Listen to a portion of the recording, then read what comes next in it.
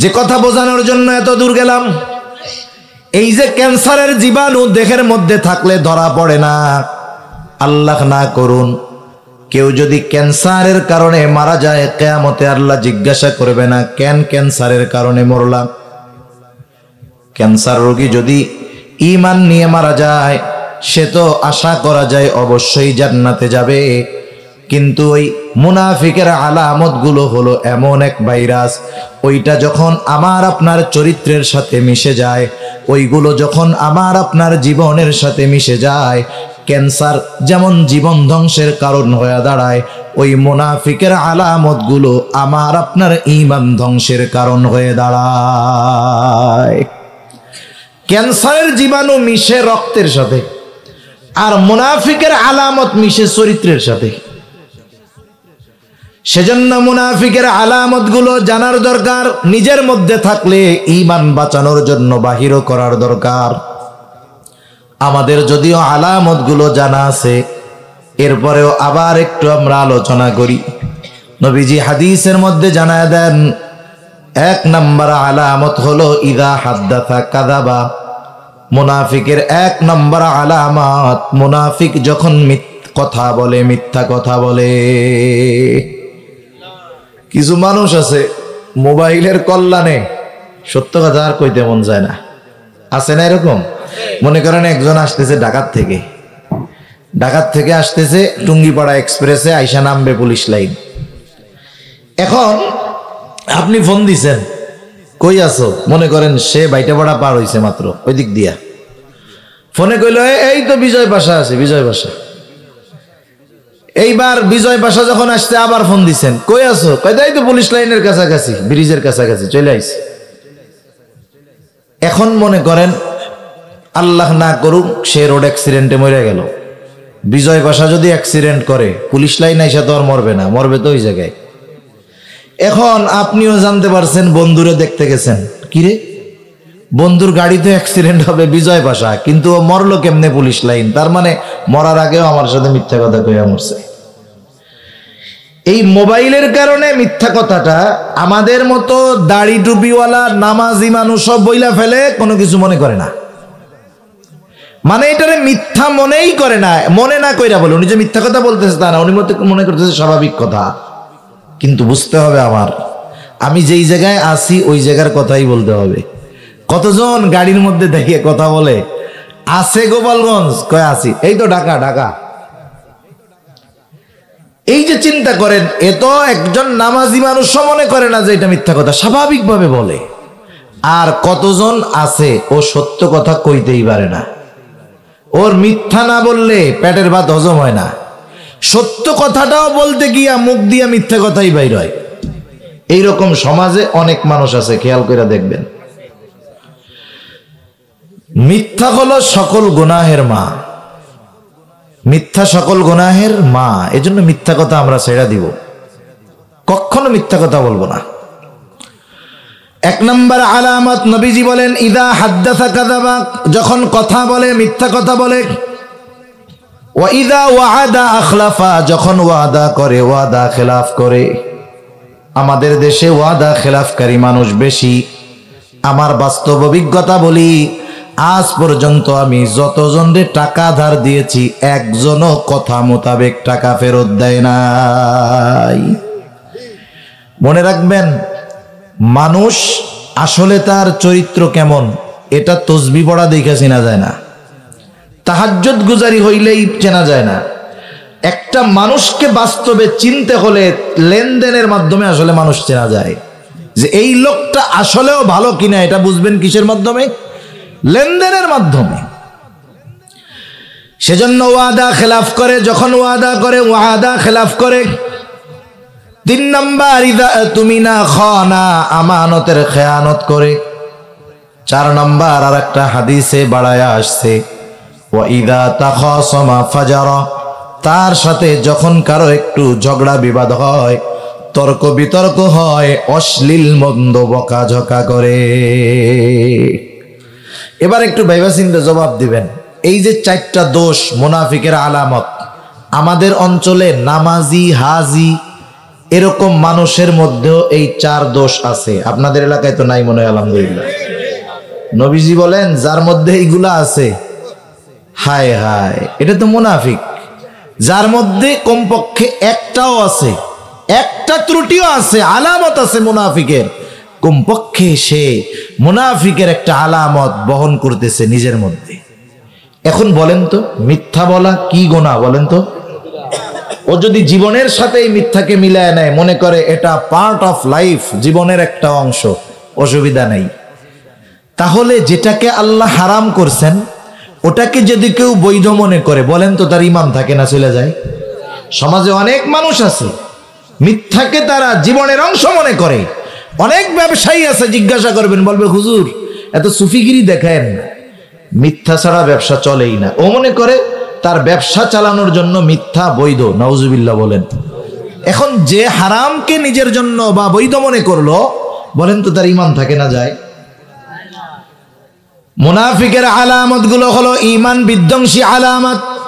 এগুলো যদি আমার আপনার চরিত্রের সাথে মিশে যায়, ঈমানকে ধ্বংস করে দিতে পারে। এই মুনাফিকের আলামত গুলোর মধ্যে অন্যতম এক আলামত হলো আমানতের খেয়ানত করা। নবীজি সেই জন্য বলেন, আমানতদারিতা যার মধ্যে নাই তার ঈমান নাই। শুধু তাই না, প্রত্যেকটা মুমিনকে পরিপূর্ণ আমানতদার হওয়ার নির্দেশ দিয়েছেন কে? এজন্য আমাদের বলেন আমানতদার হওয়া জরুরি কিনা? ঈমানের সাথে সম্পৃক্ত বিষয়। সাধারণ নফল আমল আপনি না করলেন সওয়াব হবে না, না করার কারণে গুনাহ হবে না, কিন্তু আমানতদারিতা এমন এক বিষয়, এটাকে বাদ দেওয়ার কোনো সুযোগ নাই। এটা ঈমানের সাথে লাইগা থাকার এক বিষয়। যদি এটা আমার থেকে ছুটে যায়, আমার ঈমানের মধ্যে ত্রুটি চলে আসবে। সেজন্য আমাদের সকলকে আমানতদার হওয়ার দরকার। আমানতদার হওয়ার জন্য যেই জিনিসগুলো দরকার, আমাকে আপনাকে জানতে হবে কোথায় কোথায় আমানতদারিতা আছে। 1 নাম্বার, আমানতদারিতা হয় লেনদেনের মধ্যে, আদান প্রদানের মধ্যে। কেউ আমার কাছে আপনার কাছে সম্পদ রেখেছে, দায়িত্ব হলো যথাযথভাবে তার সম্পদ যথাসময়ে ফিরায় দেওয়া। এটা আমার আপনার দায়িত্ব, তার চেয়ে নেওয়া দায়িত্ব নয়। শুধু আমানতের সম্পদের ক্ষেত্রে নয়, আমার আপনার কাছে যদি কারো হক থাকে, সে ভাই হোক, বোন হোক, চাচা হোক, ফুফু হোক, প্রতিবেশী হোক, আত্মীয় স্বজন হোক, তার জানা থাকুক আর না জানা থাকুক, সে মনে রাখুক আর ভুলে যাক, আমার আপনার উপরে আল্লাহ তাআলার নির্দেশ হলো তোমরা নিজ দায়িত্বে তার আমানতের বস্তু তাকে ফিরায়া দাও। যে প্রাপ্ত হকদার, যে তার মনে থাক আর না থাক, আল্লাহর নির্দেশ আমাদের উপর যে আমরা তাকে ফিরাইয়া দিব। কিন্তু আফসোসের ব্যাপার হইল আমরা হলো আর একজনেরটা জোর করে খাওয়াই অভ্যস্ত। আর যে পায় তার যদি মনে না থাকে, দেওয়া তো বহুত দূর, এটার আমরা জায়েজ মনে করে খাই। কথা বোঝেন না? মনে করেন এক লোক গেছে বাজারে, দোকান থেকে বাকি কিছু সদাই আনছে, আমি নইলে একজন, দোকানদারের কাছে তো গেছে 10 জন, 500 টাকার বাজার কিনছে। বলতেছে ভাই খাতায় লেখা রেখেন, আমি পরে এসে দিয়ে দিব না। ইতিমধ্যে লেখার আগে অন্যান্য কাস্টমার তার কাছে চলে আসছে, বেচা কেনার ভিতরে ডুবে গেছে। এখন ওই বাকি 500 লিখতে তার মনে নাই। এই লোক 3 দিন পরে গেছে দোকানে, ভাই দেখেন তো খাতাটা খুলে আমার নামে কোনো টাকা পয়সা আছে নাকি। এখন দোকানদার তো লেখেই নাই, খাতাটা উল্টায় দেখে, না ভাই আপনার নামে কোনো বাকি টাকি নাই। দোকানদার নাইলে ভুলে গেছে, কিন্তু যার কাছে পাবে সে তো আর ভুলে নাই। এবার শয়তান এসে ওরে ওয়াজ দিচ্ছে, আরে সে তো দাবি করে নাই তোর কাছে, তোরও মনে হয় ভুল হইতেছে রে, তাহলে তোর দেওয়া লাগবে না, এটা তোর জন্য খাওয়া জায়েজ আছে, দিস না। আচ্ছা ভাই ঠিক আছে, তাহলে গেলাম, আসসালামু আলাইকুম। ওটা খতম। অথচ আল্লাহর নির্দেশের দিকে যদি আমরা নজর দেই, তাইলে উচিত ছিল তার যদি মনে নাও থাকে, আমাকে তারটা ফিরাইয়া দিতে হবে।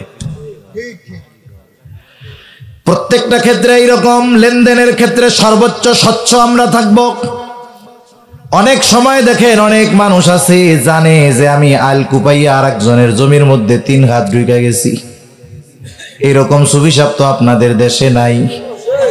আইল কোপানো সুবিচাপ আছে, এমন ভাবে কোপ মারে আস্তে আস্তে সব ভাঙিয়া নিজের মধ্যে চইলা আসে। এক হাজী সাহেবের গল্প শুনছি। হাজী সাহেব একজন আইল কোবানোর জন্য কৃষক নিছে আর কি। এখন আইল কোবাইতেছে কোদালটারে তেসরা দিয়া এরকম। দূর কি শিখছিস? আইল কোবানো শিখো নাই, কোদাল দিয়ে ভিতরে কোপ মারে মাটি নিচের থেকে নিয়ে আসে। এখন উপরে রাস্তা আছে, নিচে মাটি নাই, ঠিক আছে না? এখন মানুষ যখন ওই জায়গাতে হাঁটবে এমনিই তো ভাঙ্গা মাটি ওর জমির মধ্যে পড়বে, সুন্দর মতো জমির মালিক হয়ে গেল, বরকত হয়ে যাবে। হা, এইরকম জেনে শুনে নিজে অনেক সম্পদ আমরা ভোগ করি। আবার অনেক সময় দেখবেন প্রতিবেশীর জমি আমার মধ্যে আছে, আমি জানি 20, 30, 40 বছর ধরে খাইতেছি, ছাড়তে আর মন চায় না। মনে রাখবেন এই সম্পদগুলাও কিন্তু কিয়ামতের দিন কঠিন আকার ধারণ করবে। নবীজি বলেন, কেউ যদি কারো 1 বিঘত সম্পদ অন্যায়ভাবে দখল করে, কিয়ামতের দিন 7 তবক জমিন তার গলার সাথে পেঁচায়া দেওয়া হবে। আরে একটু দুনিয়া একটু কম খাইলাম, আখেরাতে বাইসা গেলাম। দুনিয়া একটু কম খাইলাম কিন্তু আখেরাতে তো বাঁচলাম। আবার দেখবেন কতজন এমন আছে অন্যায় ভাবে বোনদেরকে সম্পদ বঞ্চিত করে, আছে না এরকম? বাপ মারা যাওয়ার পরে বোনেরও যেমন বাবার সম্পদে হক আছে, ভাইয়েরও তেমন আছে। বাবা মারা গেছে, 2 বোন বিবাহ দিয়ে গেছে, ভাই একা সব খায়। 6 মাসে বছরে 1বার 2বার ভাগনা ভাগ্নিরা আসে, খুশি, সুন্দর মতো কাঁঠাল দুধ আম খাওয়ায়া বাড়িতে পাঠায়া দেয়। 15 বছর খাইছে আরামে। 15 বছর পর 2 বোন এসে যখন ভাইয়ের থেকে নিজেদের হকটা ফেরত চায়, কোনো ভাই দেখা যাবে না খুশি মনে বোনের সম্পদটা তাকে ফিরায়া দেয়। কেউ দেয় না। কি বলে? বলে সম্পদ তো নিবা না, সম্পর্কটা শেষ করে গেলা। আগে আসলে যাইতে চাইলে যাইতে দিত না, আর এখন ঘরে ঢোকার আগে জিজ্ঞাসা করে যাবা কোন সময়? সব তো নিয়েই গেছো, যাবা কোন সময়?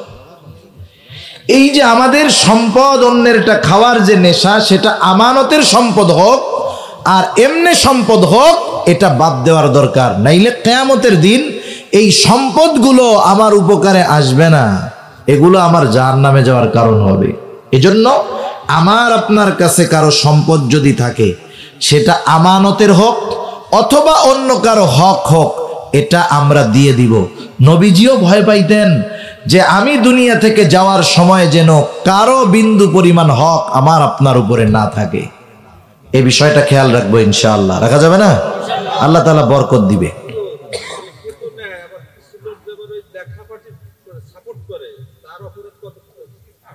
অপরাধের সাপোর্ট যে দিবে সেও তো অপরাধের সাহায্যকারী হিসাবেই বিবেচিত হবে। এটা তো হক নষ্ট করা। আল্লাহ তাআলা বুঝবার তৌফিক দান করুক। আমাদের আসলে দুনিয়ার মোহাব্বত, দুনিয়ার নেশা। আমরাও কত মুরব্বী দেখছি, ওই 30, 40, 50 বছর আগে মামলা হয়েছে, জমি 8 শতক। মামলা চালাইতে চালাইতে 50 শতকের টাকা চলে গেছে। আছে না এরকম? আরে কোর্টগুলাই তো এই মামলাই বেশি। আর এই মামলা হলো মামলায় জারিয়া, এর সহজে রায় হয় না, এটার খালি তারিখই পাল্টানো হয়। আমরাও বুঝি না যে কি বলদের বলদ আমরা। নিজেরা পয়সা একটু আপোষ করে নিলে হয়ে যায়, হয়তো একজন একটু বেশি নিল, নইলে একজন একটু কম নিল। 15, 20, 30 শতক নিয়ে কিন্তু গ্যাঞ্জাম লাগে না। দেখা যাবে গ্যাঞ্জাম লাগছে কি নিয়ে? ও কয় যে আমার হয়তো আয় হাত ঢুকছে ওই জায়গায়, ও কয় না আমার এটুক ঠিক আছে। দে মামলা কোর্টে, দেখা যাবে 5,000 টাকার সম্পদের জন্য 5 লাখ টাকা শেষ। এরকম ঘটে কি ঘটে না? আরে দুনিয়ায় আপনি একটু কম খান, আপনি একটু ছাড় ওরে দেন, কিন্তু দেখা যাবে এই ছাড় দেওয়ার কারণে আল্লাহ তাআলা কিয়ামতে আমারে আপনারে ছাড় দিয়ে দিবে ইনশাআল্লাহ। এই বিষয়গুলো খেয়াল রাখবো। দেখেন দুনিয়াতে সবচাইতে কাছের এবং উপকারী মানুষ হইল প্রতিবেশী। আল্লাহ রাসূল সাল্লাল্লাহু আলাইহি ওয়াসাল্লাম প্রতিবেশীর হকের ব্যাপারে বলতেছেন, জিব্রাইল আমাকে এসে প্রতিবেশীর হকের ব্যাপারে এতটা গুরুত্ব দিচ্ছিল যে আমি এক সময় মনে করছি প্রতিবেশীরে ওয়ারিশ বানায় দেওয়া হবে। অথচ আমাদের গ্রাম অঞ্চলে বেশিরভাগ জায়গায় সবচাইতে বড় দুশ্মন হইল প্রতিবেশী।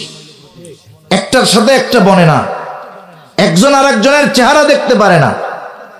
অথচ অনেকে গর্ব করে বলে আমার সিনেমার কেডা, আমার ভাই এতগুলো অফিসার, আমার আত্মীয় স্বজন বড় বড় চাকরি করে, ঢাকা শহরে থাকে। বলেন তো, আপনার ঘরে যদি আগুন লেগে যায়, আল্লাহ না করুক, এখন আপনার এই বিপদে আপনার সবচেয়ে কাছে কি? প্রতিবেশী। ওরা যদি চিন্তা করে এখন তোর ওই বড় অফিসার ভাই এসে আগুন নিবাক, আমরা খেলা দেখি। এজন্য আমরা প্রতিবেশীদের সাথে সুসম্পর্ক রাখবো। আমার একটু পাওয়ার আছে, আমার রাস্তাটা একটু বড় করার জন্য, একটু সুন্দর করার জন্য আমি আরেকজনেরটা খাবো না। আরেকজনের জমি নাই চলার জন্য আমি তার রাস্তাটা বন্ধ করে দিব না। খবরদার, নবীজি এই ব্যাপারে খুব সতর্ক করেছেন, কারো চলার রাস্তা আমরা বন্ধ করব না। যদি এটা করি, আল্লাহ না করুন, আল্লাহ আমার জান্নাতের রাস্তাটাকে বন্ধ করে দিবে। অনেক মানুষ এরকম আছে, সে কি করে? প্রতিবেশীর চলার জায়গা নাই, রাস্তা নাই, চলতে দেয় না। এমন ভালো মানুষ তো আপনাদের এদিকে নাই মনে হয়। একটু চিন্তা করেন। ও তাহলে রোগীর ওষুধ অনুযায়ী, রোগ অনুযায়ী কাজ হচ্ছে, তাই না? আহা, একটু চিন্তা করে দেখেন কি হবে আল্লাহ যদি আমার জান্নাতের রাস্তা বন্ধ করে দেয়। একটা ভালো প্রতিবেশীর কত দাম জানেন? আমি তো যা বলতে চাইছিলাম ওয়াজ চলে যাচ্ছে আর একদিকে। একটা ভালো প্রতিবেশীর কেমন দাম, ঘটনা আমার মনে আসলো তাই বলি। একজন উত্তম প্রতিবেশী হলো সৌভাগ্যের প্রতীক। আর ধনীরা বিপদে পড়লে জীবনেও ধনীরা দৌড়ায় আসে না, আগে গরিবরা আসে, মনে রাখবেন। আর আমরা গরিবদের উপরে জুলুম করি বেশি, ওদের জমি ওদের সম্পদ আমরা অন্যায়ভাবে দখল দেই বেশি। ঢাকা শহরে একদিন একটা ভিডিও দেখতেছি, একজন দেখাইতেছে আর কি, একটা গাড়িতে ইঞ্জিনে আগুন লেগে গেছে। এটা মনে হয় গত বছর গাড়ির ইঞ্জিনে আগুন লাগছে। রোডে হাজার হাজার গাড়ি চলতেছে, একটা গাড়িওয়ালাও দাঁড়ায় নাই।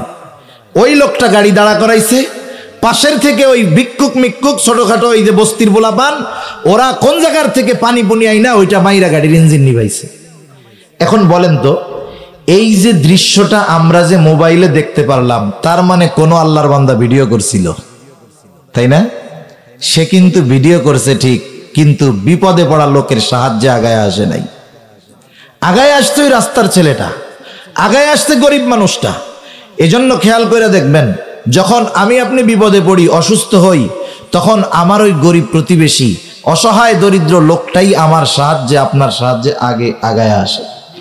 এজন্য কোটিপতি প্রতিবেশী সৌভাগ্যের প্রতীক না, উত্তম প্রতিবেশী হলো সৌভাগ্যের প্রতীক। এক হিন্দু লোক জমি বিক্রয় করবে, আব্দুল্লাহ ইবনে মুবারক রহমাতুল্লাহ আলাইহির সময়ের ঘটনা। এক অমুসলিম জমি বিক্রয় করবে, জমি বিক্রি করার প্রচার প্রচারণা বিজ্ঞাপন দিছে। আপনাদের এলাকার কোন জায়গার জমির কেমন দাম আপনারা জানেন না? জানেন তো। এখন মনে করেন যেই জমির দাম বাজারে চলতেছে ৮০,০০০, ৯০,০০০, সর্বোচ্চ ১ লাখ হইতে পারে। ওই জমির দাম যদি ২ লাখ শতক চায়, কি বলবেন? হে মিয়া, ১৯-২০ হইতে পারে। একবারে তুমি ২ গুণ দাম চাইবা, এটা কি মামার বাড়ির আবদার পাইছো নাকি? ওই লোক জমির বিক্রির দাম চাইছে ওই জমির দামের ২ গুণ। কয় গুণ? ২ গুণ। মানুষেরা এবার এসে জিজ্ঞাসা করে, কি ব্যাপার মিয়া, তুমি এই জমি বিক্রয় করবা, জমির দাম কেন ২ গুণ চাও? মানুষেরা তাকে তিরস্কার করতেছে যে তুমি কি মামার বাড়ির আবদার পাইছো, যা চাইবা মানুষ তোমারে তাই দিবে। এইবার ওই অমুসলিম লোকটা বলে, শোনো, আমার এই জমির গুণগান যদি তোমরা জানো, তাইলে এর চাইতে বেশি দাম দিয়ে তোমরা কিনতে রাজি হবা। বলে, কি তোমার জমির ফজিলত এইটা কও। ওই লোকটা বলতেছে, শোনো, আমার এই জমি কিনলে শুধু তুমি জমির মালিক হবা তা নয়, এই জমি কেনার মাধ্যমে তুমি আব্দুল্লাহ ইবনে মুবারকের প্রতিবেশী হয়ে যাইতে পারবা। এইবার মানুষ ২ গুণ দাম দিয়ে ওই জমি কেনার জন্য প্রতিযোগিতা শুরু করে দিছে। সেজন্য আমরা উত্তম প্রতিবেশী হব। আর একজনকে একটু ছাড় দিয়ে হলেও, আমি একটু কম খেয়ে হলেও এই দুনিয়ার হায়াতটা যদি পার করে দিতে পারি, অন্যকে যে সুযোগ দিলাম, একটু ছাড় দিলাম, এর বিনিময় আল্লাহ আমাকে পরকালে দিবেন না, এটা হতেই পারে না। এজন্য বোনরা যখন সম্পদের জন্য আসে, আমরা পারলে একটু বাড়ায়া দিয়ে দিব, অসুবিধা কোথায়?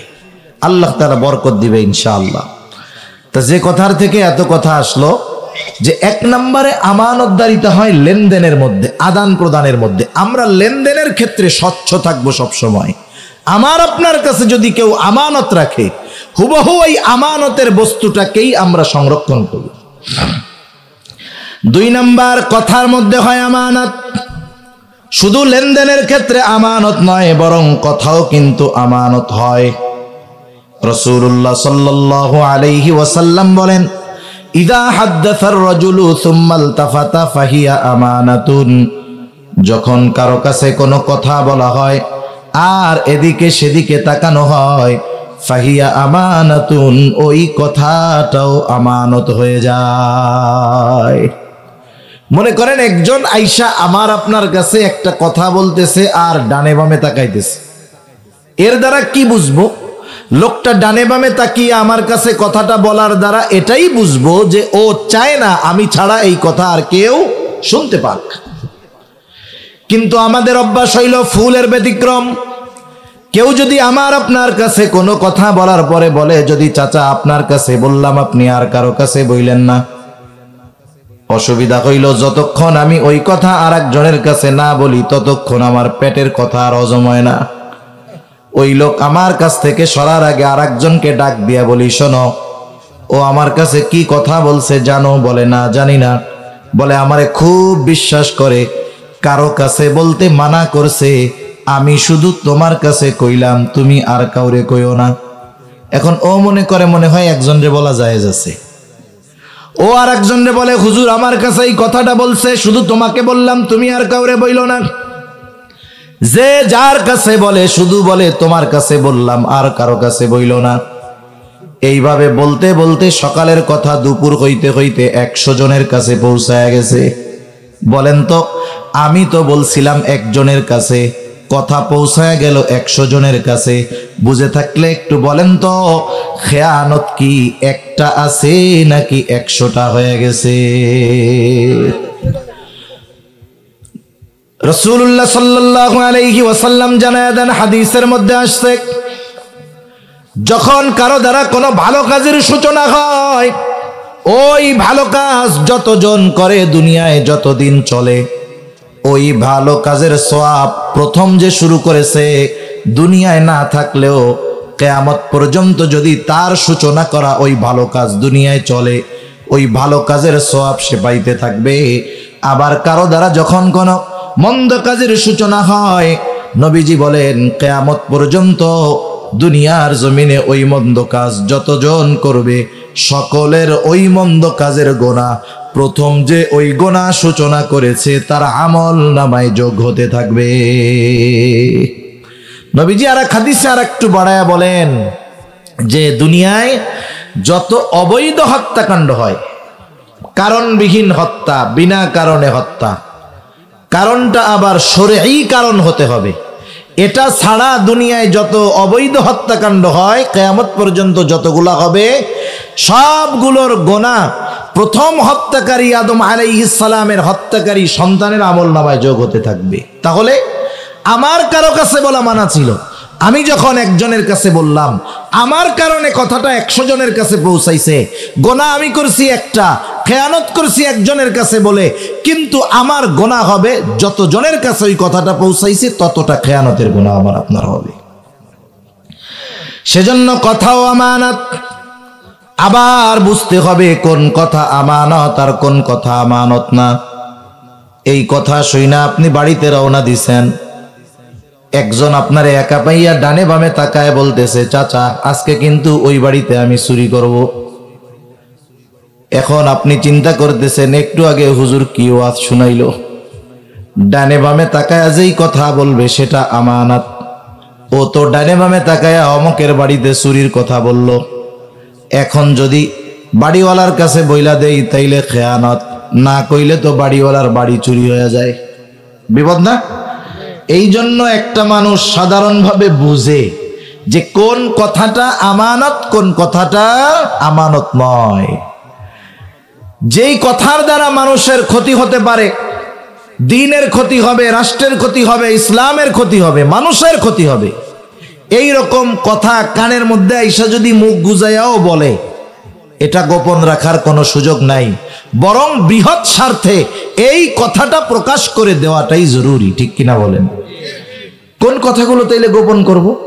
কিছু বিষয় আছে যেই বিষয়টা গোপন করলে মানুষের ক্ষতি হবে না, দ্বীনের ক্ষতি হবে না, দেশের ক্ষতি হবে না, কিন্তু বইলা দিলে ওই লোকের ক্ষতি হবে, সম্মানের ক্ষতি হতে পারে, ইজ্জতের ক্ষতি হতে পারে। এই ধরনের কথা আমাদের জন্য গোপন রাখাই গুরুত্বপূর্ণ। অনেক মানুষের অনেক গোপন খবর আমরা জানি। মনে করেন এক লোক ভালো হয়ে গেছে, এখন দিনদার, মুত্তাকি, পরহেজগার, মানুষ তারে ভালো জানে, কিন্তু আপনার কাছে তার এমন কিছু অতীতের গুনার কথা জানা আছে, আপনি সুযোগ পাইয়া মানুষের কাছে তার ওই কথাগুলো বইলা দিলেন। এখন বলেন তো, একটা মানুষ খারাপ থাকতেই পারে অতীতে, আল্লাহর কাছে মাফ চাইছে, আল্লাহ তারে মাফ করে দিতে পারে, এখন সে ভালো মানুষ, মানুষ তাকে সম্মান করে, শ্রদ্ধা করে তার এই বিষয়গুলোর কারণে। যখন আপনি ওই মানুষগুলোর কাছে তার অতীতের ওই বিষয়গুলো বলে দিবেন, বলেন তো মানুষের তার প্রতি সম্মান শ্রদ্ধা কমবে না বাড়বে? বলেন তো ওই লোকটা মানুষের সামনে লজ্জিত হবে কি হবে না? হবে। অনেক সময় অনেকে আমার আপনার কাছে অনেকের ব্যক্তিগত পারিবারিক বিষয়ের কথাগুলো বলে, পরিবারের অনেক সমস্যার কথাগুলো বলে। আমরা যখন তার সাথে সম্পর্ক কথাগুলো গোপন রেখে দেই, আবার যখন তার সাথে একটু সম্পর্ক খারাপ হয়ে যায়, তখন মানুষের সামনে তার ওই কথাগুলো বলে দেই, তাকে অপমানিত করি। মনে রাখতে হবে, ওই লোকের ওই কথাগুলো, বিষয়গুলো আমার আপনার কাছে আমানত। আমি যদি তাকে অপমান করার জন্য, লজ্জা দেওয়ার জন্য কথাগুলো মানুষের কাছে বলে দেই, নবীজি জানায় দেন যে একজন মুসলিমের দোষ ত্রুটি গোপন করবে, আল্লাহ তাআলা দুনিয়া এবং আখিরাতে তার দোষ ত্রুটি গোপন করবে।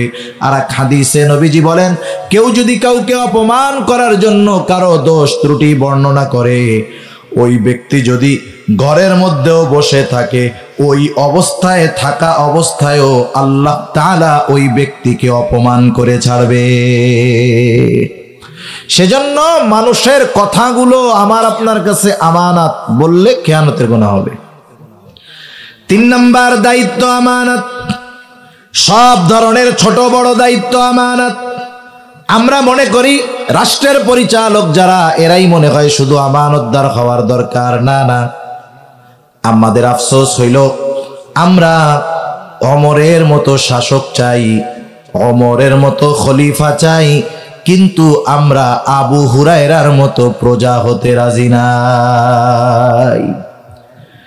আমরা যদি আমাদের চরিত্র শোধন করি, আমাদের চরিত্র যদি ঠিক করি, তাহলে আল্লাহ তাআলা আমাদের জন্য চরিত্রবান শাসকের ব্যবস্থা করে দিবে।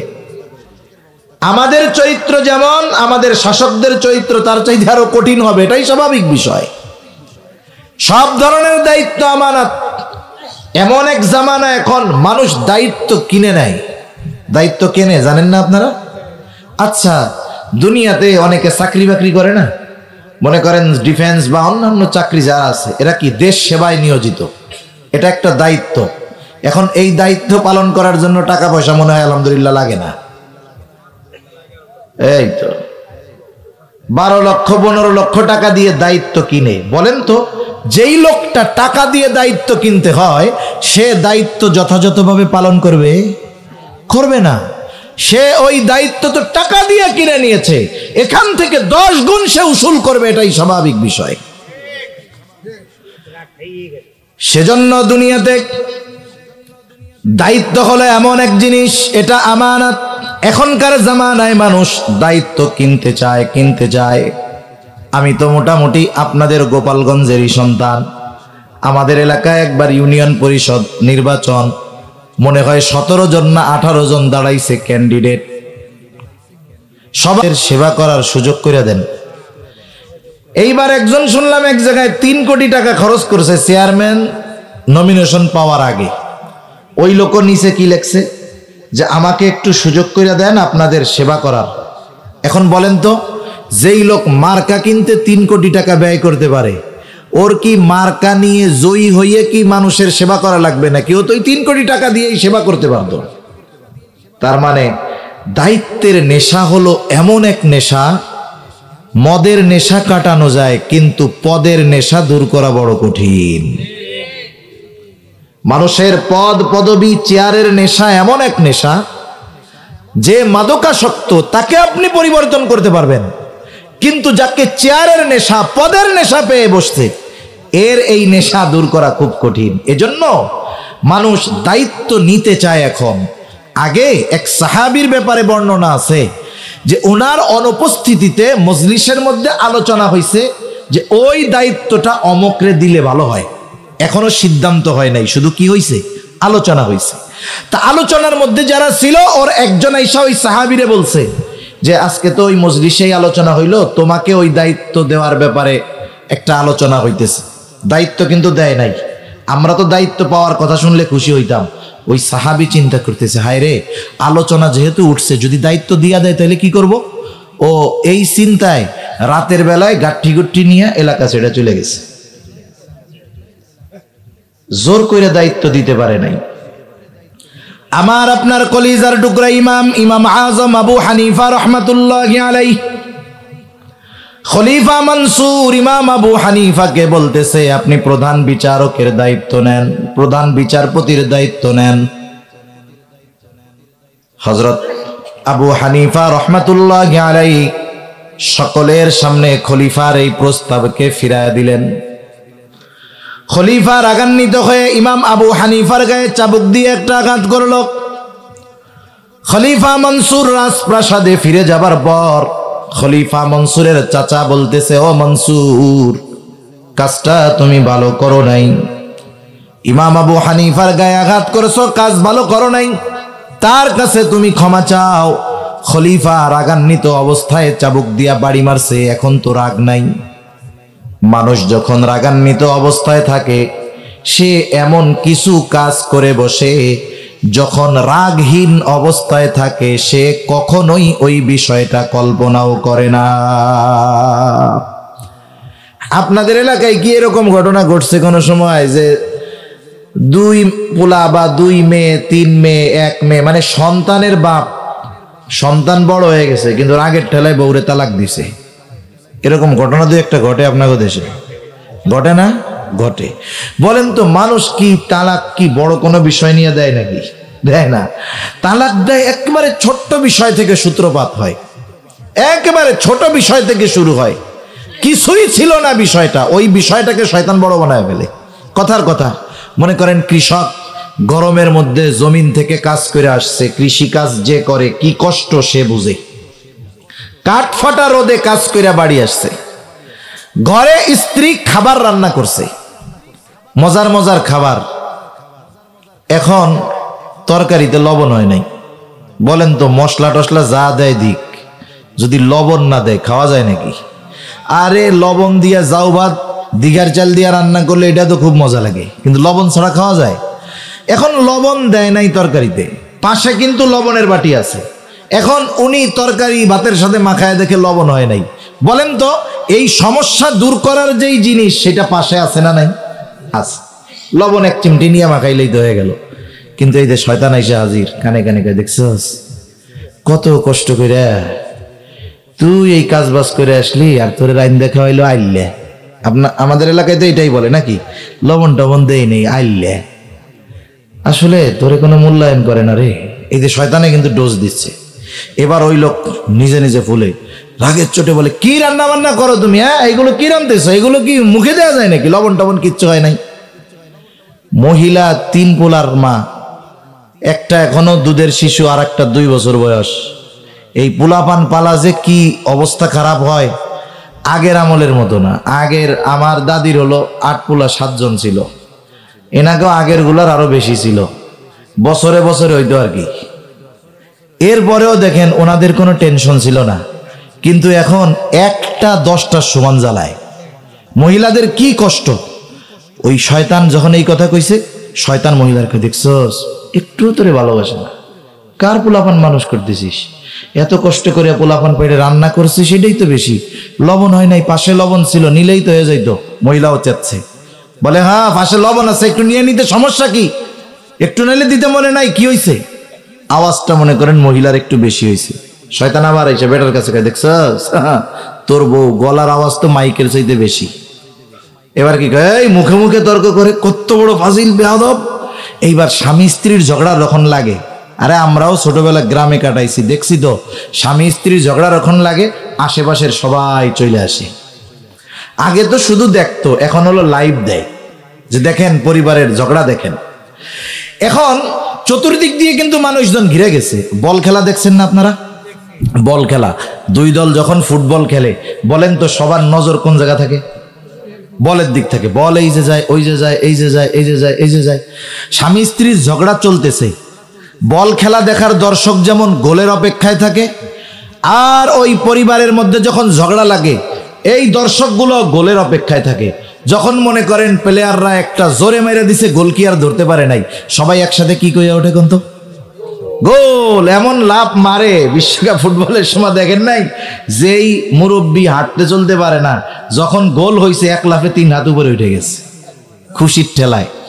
এখন স্বামী স্ত্রীর ঝগড়া চলতেছে, চারিদিক দিয়ে সবাই দেখতেছে, এরাও গোলের অপেক্ষায়। ওরা কখন লাফায় ওঠে? যখন ওই মুরব্বী রাগের ঠেলায় বউরে কয়, তোর 14 কুষ্টি ধরে দিয়ে দিলাম, যা। এবার পাশের থেকে সবাই কয়, আরে কি করলেন আপনি, কি করলেন আপনি? এখন বলেন তো, এই গোল না দেখার অপেক্ষা কইরা মহিলারা যদি মহিলাটারে নিয়ে দূরে সরে যাইতো, আর পুরুষরা যদি পুরুষটারে নিয়ে দূরে সরে যাইতো, অন্যদিক কথা ঘুরাইয়া দিত, দুইজন দুইজনের সামনে যদি সাময়িক অনুপস্থিত থাকতো, একটু পরে রাগটা হয়তো কইমা যাইতো, ঠিক কিনা বলেন? কিন্তু আমরা কোন মানুষ জানেন? আমরা হলো ওই তালাক দেওয়ার দৃশ্য দেখার অপেক্ষায় থাকি চুপ কইরা। যখন দিয়া দিছে, এখন কয়, আরে ভাই কি করলেন, এই পোলাপান পালবে কেডা? আপনার এই গেদা গেদা দুইটা আছে, অন্য রেখে যদি বিয়া শাদী কইরা আনেন, এত পিঠায় সাইজ করে ফেলবে। এবার শয়তান কিন্তু চলে গেছে, এক মিশন শেষ। এইবার হুজুরের কাছে যায়, কি হয়েছে? কই হুজুর কাজ শেষ। কি হয়েছে? বউ তালাক দিছি। দিয়ে দিছি। কয়টা দিছ? ও সময় কি ঠিক থাকে? 14 গোষ্ঠী ধরে দিছি। এখন বলে হুজুর কি করা যায়? বলে তোমার তো আর নাই, সব শেষ, এখন মাসালা ভিন্ন, তার সাথে দেখাও করা যাবে না, কথাও বলা যাবে না, থাকা তো বহুত দূরের কথা। এখন কি বলে যে হুজুর রাগের চোটে দিছি হুজুর। তাইলে কি মোহাব্বত করে কি কেউ বউরও ছাড়ে নাকি? রাগের চোটেই তো তালাক দেয়। এখান থেকে আমরা একটা জিনিস শিখব। কি শিক্ষণীয়? যে জীবনে কোনো সিদ্ধান্ত রাগ মাথায় নিব না। জীবনে কোনো সিদ্ধান্ত রাগ মাথায় নিব না। সেটা পারিবারিক দ্বন্দ্ব হোক, সামাজিক দ্বন্দ্ব হোক, রাষ্ট্রীয় দ্বন্দ্ব হোক, সন্তান সন্তানের মধ্যে হোক, স্বামী স্ত্রীর মধ্যে হোক, প্রতিবেশীর সাথে হোক, কোনো সিদ্ধান্ত আমরা রাগ মাথায় নিব না। কারণ ওই টাইমে শয়তান উস্কায়া দেয় এমন একটা সিদ্ধান্ত, হয়তো এই রাগ মাথায় নিয়ে বসবো আমরা, যেটা গোটা জীবন আমার আপনার ক্ষতির কারণ হয়ে দাঁড়াবে। তা ওই মনসুর, খলিফা মনসুর রাগ অবস্থায় বাড়ি মারছে, এখন তো রাগ নাই, চিন্তা করছে কাজটা ভুল হয়ে গেছে, পাঠায়া দিছে ওনার লোকরে যে যাও ইমাম আবু হানিফার কাছে আমার জন্য ক্ষমা চাইবা, সাথে সাথে 1 থলে স্বর্ণ মুদ্রা দিয়ে দিছে, বলবা উনি যদি আমারে মাফ করে এটা হাদিয়া হিসাবে গ্রহণ করতে বলবা, এটা যদি হাদিয়া নেয় তাইলে আমি বিশ্বাস করব উনি আমারে মাফ করছে, নাইলে মাফ করে নাই। লোকটা গিয়ে ইমাম আবু হানিফার কাছে বলতেছে, খলিফা মনসুর তার আচরণের কারণে লজ্জিত, আপনার কাছে ক্ষমা চেয়েছে। ইমাম আবু হানিফা বললেন, আমি মাফ করে দিলাম।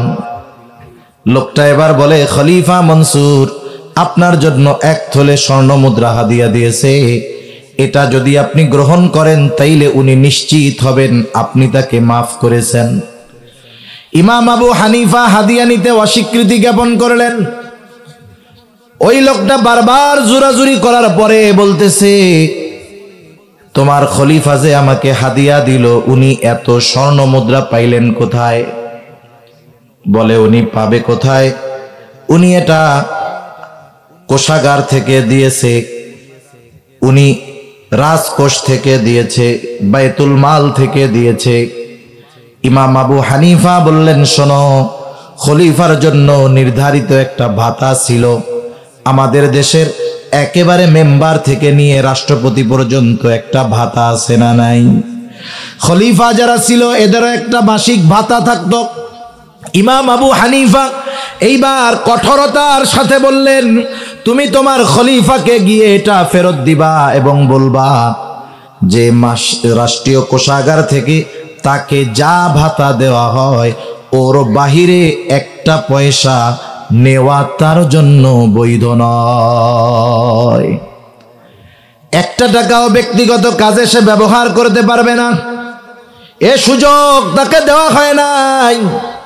আফসোসের সাথে বলতে হয়, কি বলবো, কথা বললে নিজের গায়ের উপরে ঈশাও পড়তে যায়।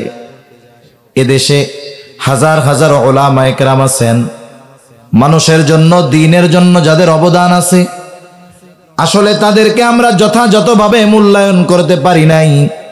কিন্তু এ দেশে একটা সিনেমায় অভিনয় কইরা রাজউক থেকে 10 কোটি টাকার প্লট পাওয়া যায়।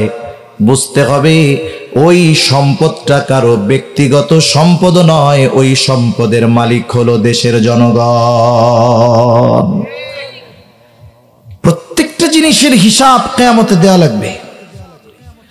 খলিফা মনসুর তার কাছে যখন এইসা বলা হলো, ইমাম আবু হানিফা এটা বলছে যে আপনি যদিও রাষ্ট্রের সেবক, কিন্তু রাষ্ট্রের সম্পদ আপনি যেখানে চান সেখানে ব্যবহার করতে পারবেন না। আপনি চাইলেই যাকে খুশি হাদিয়া দিয়ে দিতে পারবেন না। আপনার অধিকার আছে শুধু ওই পরিমাণে যতটুকু আপনার জন্য নির্ধারিত ভাতা। খলিফার ইগোতে লাগছে, কত বড় কথা আমারে আইন শিক্ষা দেয়। এইবার ফোর্স পাঠায়া দিছে, ইমাম আবু হানিফাকে জেলখানার মধ্যে আটকায় ফেলছে। জেলখানায় শুধু চোর চিটিংবাজ যায় না, ভালো মানুষও যায়। জেলখানায় ভালো মানুষদেরও যাওয়া লাগে। জেলখানায় তো নবীরাও গেছে, অতীতের মানুষরাও গেছে। কিয়ামত পর্যন্ত জালেমের জেলের মধ্যে উলামায়ে কেরাম, ভালো মানুষদের যাওয়া লাগতে পারে, স্বাভাবিক বিষয়। এই জন্য আমরা অনেক সময় বুঝি না, আমরা মনে করি জেলে গেলেই মনে হয় খারাপ মানুষ। বিষয়টা এমন না। স্বাধীনতার স্থপতি বঙ্গবন্ধু শেখ মুজিবুর রহমান জেলে যাওয়া লাগছে না? জেলে গেছে। আমাদের মাননীয় প্রধানমন্ত্রী জেলে যাওয়া লাগছে না? লাগছে। জেলে গেলেই খারাপ মানুষ তা না, ভালো মানুষেরও জেলে যাওয়া লাগে। ইমাম আবু হানিফাকে আটকায় দিছে, প্রতিদিন চাবুক দিয়ে বাড়ি মারা হতো, আঘাত করা হতো, আর বলা হতো, ইমাম আবু হানিফা আপনি যদি প্রধান বিচারকের দায়িত্ব গ্রহণ করেন ছেড়ে দেওয়া হবে। উনি প্রধান বিচারকের দায়িত্ব গ্রহণ করেন নাই। ঐতিহাসিকদের থেকে দুইটা মত পাওয়া যায়। একটা হলো ওনাকে জেলখানার মধ্যে খাবারে বিষ প্রয়োগ করে হত্যা করা হলো, আর একটা হলো উনি যখন প্রচন্ড অসুস্থ হয়ে গেলেন বাড়িতে পাঠায় দেওয়া হলো, গৃহবন্দী করে ফেলা হলো। ওই অবস্থায় তিনি দুনিয়া থেকে বিদায় নিলেন। ওনার ছাত্ররা ওনারে জিজ্ঞাসা করেছে, ও ইমাম আজম আবু হানিফা, আপনাকে প্রধান বিচারকের দায়িত্ব গ্রহণ করতে বলা হলো, যোগ্যতা থাকা সত্ত্বেও কেন আপনি গ্রহণ করেন নাই? আপনি তো যোগ্য ব্যক্তি ছিলেন, অযোগ্য ছিলেন না। আপনি চাবুকের আঘাত সহ্য করলেন, কিন্তু আপনি এই দায়িত্ব গ্রহণ করলেন না, কারণ কি? ইমাম আবু হানিফা বললেন, শোনো, আমি যেই দায়িত্ব নেই নাই ওই দায়িত্বের ব্যাপারে আল্লাহ কিয়ামতের দিন আমাকে জিজ্ঞাসা করবে না, কিন্তু যদি কোনো দায়িত্ব নেই ওই দায়িত্বের ব্যাপারে আল্লাহ জিজ্ঞাসা করবে। আমি যদি প্রধান বিচারকের দায়িত্ব নিতাম, বিচার কার্য পরিচালনা করতে গিয়ে যদি কারো হক নষ্ট হয়ে যাইত, কিয়ামতের দিন আমাকে খেয়ানতের বোঝা নিয়ে আল্লাহর সামনে দাঁড়ানো লাগতো। আবু দাউদের হাদিস, নবীজি বলেন, আমাদের মধ্যে যখন কাউকে কোনো দায়িত্ব দেওয়া হয়, কেউ যদি ওই দায়িত্বের সুচ পরিমাণ খেয়ানত করে, সুচ পরিমাণ, চিন্তা করে দেখেন একটা সুচ কয় টাকা, কতটুকু জায়গা খাইতে পারে। নবীজি বলেন, কেউ যদি সুচ পরিমাণ খেয়ানত করে, কিয়ামতের দিন ওই লোকটা খেয়ানতের বোঝা নিয়ে আল্লাহর সামনে হাজির হবে। এজন্য দায়িত্ব যত বড়, খেয়ানতটা তত বড় হয়। পরিমাণ বড় হওয়া লাগে না, পরিমাণ একই থাক, কিন্তু দায়িত্বের কারণে খেয়ানতের পরিধি বেড়ে যায়। কেমনে বেড়ে যায়? কথার কথা ধরেন, আমি এমনি বোঝানোর জন্য বলতেছি। মনে করেন এক ওয়ার্ডে 100 জন লোকের জন্য গম আসছে। কয়শো জন? একটু জবাব দেন, কয়শো জন? 100 জন। শরিকি সম্পদের মাসালা হইল, একটা জমিন 1 শতক, এই জমিনে হকদার আছে 10 জন। কয়জন? 1 মুঠ মাটি উঠাইছেন। বলেন তো এই 1 মুঠ মাটিতে কয়জনের হক আছে? কারণ এটা এখনো কি হয় নাই, বন্টন হয় নাই, ভাগ হয় নাই। এই জন্য শরিকি জমির বিষয়টা খুব কঠিন। আমাদের অঞ্চলে কত জায়গায় দেখি জমিতে ফসল টসল লাগাই রাখছে, ওরা নিজের মনে করে পেঁয়াজ উঠে, রসুন উঠে, তরকারি উঠে খেয়ে ফেলে। এগুলো খুব খারাপ কাজ। যদি এক মালিক হয় তাইলে তো একজনের হক নষ্ট করলো, 10 জন হইলে 10 জনের। তা যেহেতু 100 জনের নামে গম আসছে, এখনো বন্টন হয় নাই, বলেন তো প্রতিটা গমের মধ্যে কয়জনের হক আছে? মনে করেন যারে দায়িত্ব দেওয়া হয়েছে ও একটা গম ওইখান থেকে সরায় ফেলছে। এখন আমারে বলেন, গম সরাইছে কয়টা? যেহেতু বন্টন হয় নাই, হক নষ্ট হয়েছে কয়জনের? 100 জনের। গম কয়টা? একটা। এখন মনে করেন ইউনিয়ন পরিষদের গোডাউনে ওই ইউনিয়নের 1000 মানুষের জন্য গম আসছে।